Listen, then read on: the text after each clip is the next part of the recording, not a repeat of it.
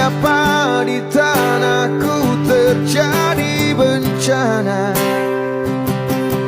Mungkin Tuhan mulai bosan melihat tingkah kita yang selalu salah dan bangga dengan dosa-dosa.